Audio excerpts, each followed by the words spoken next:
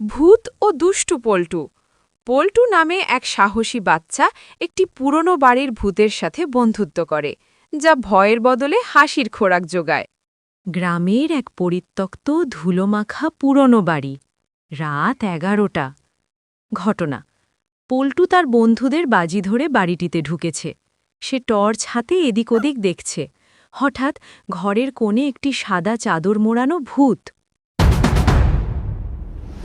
পল্টু ভয় না পেয়ে বলে, আরে ভুম্বলদা, এত রাতেও চাদর ধৌনি, কত ময়লা!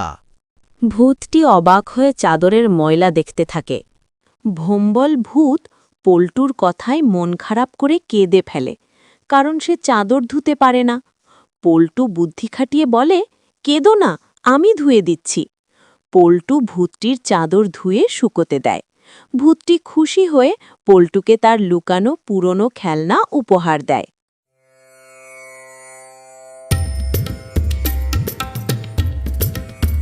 পরিশেষে তারা একে অপরে মিতা হয়ে যায়।